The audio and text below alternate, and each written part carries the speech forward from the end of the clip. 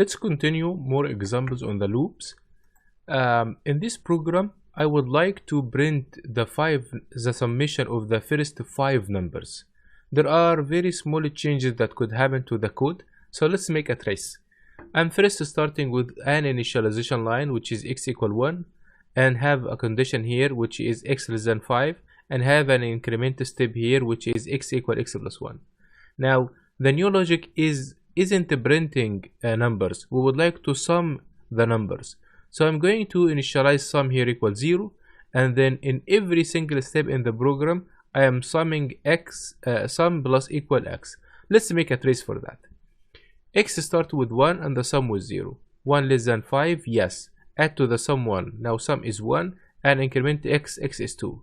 Jump to line 7. 2 less than or equal 5, true. Add 2 to the sum which is now 1 plus 2 and then increment x to 3. Jump to 7. 3 is less than or equal 5, yes. Jump inside, sum plus equal x, which is now 1 plus 2 plus 3 plus 4, increment x to 4. Jump here, 4 less than or equal 5, this is still true. Add 4 to the sum and move internally. Now x is 5, 5 less than or equal 5, this is true. Add 5 to the sum variable and increment x to 6. After that jump here, while 6 is less than or equal 5, this is false. Jump completely outside this indented block to line 10, nothing. Line 11 printed the sum which is 15. So as you see, very similar logic. We initialize something, we have true condition, stop it once false, we have some logic, we have an increment step. It's now your turn. I would like you to do the summation, but in the opposite order. It should be 4, 5, 4, 3, 2, 1. So the sum variable in the first iteration should be 5, then 4, then 3, then 2, then 1. There are minor changes that you need to this while condition to achieve this target. Give a trial for 5 minutes, then check out my solution. If we would like to do the reverse, we're going to use simple logic. We will start with the x from 5. And then incrementing x every step with 1, so it's going to be 5, 4, 3, 2, 1. Now the condition need to be changed. We will stop as once the x is greater than or equal 0, which is valid, but we actually could stop once the x is greater than or equal 1, also valid. So the moral of that, we change the value, we started to change the condition, and we change the initialization to go back from 5 to 1. Now let's learn about two keywords in while loops. The first one is break and the second one is continue. The break statement, once the loop found it, it jumps completely outside of the block. So this code is going to flow, but once you see this break, it jumps here to line 11 completely. Let's trace this program. This program is just printing the division of couple of numbers, but if the second program is 0, the program is just ending everything. So here observe that I'm making while true. While true means that this loop is going to work forever unless you broke it somehow.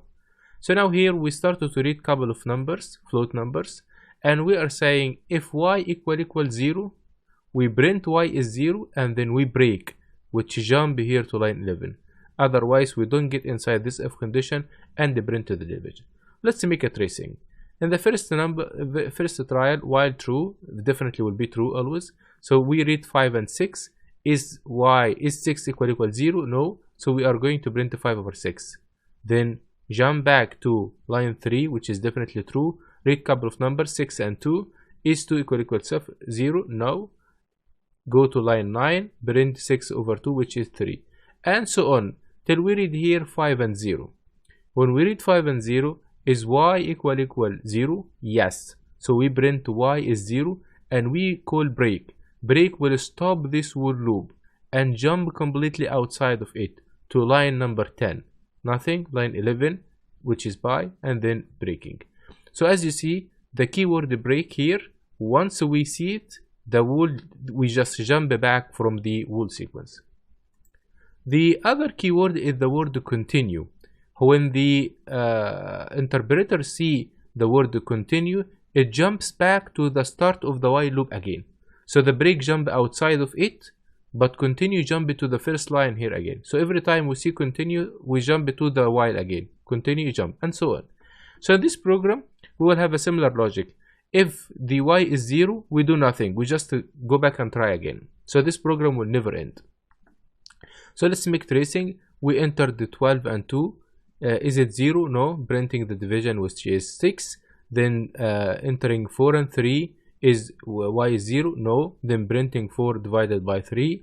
Then 4 and 0. Is y equal 0? Yes. We print y is 0. And then we say continue. The continue will jump back to the while itself. So it's jumping back to line number 3. Observe that this loop will never end and will never be broken. The interpreter will, or the IDE, will show you in line 11 with this color.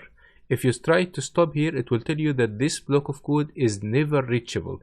It means that this code will never come to this line. There is nothing wrong here in the code. Just to know that this is useless code. This by statement will never be printed. That's all.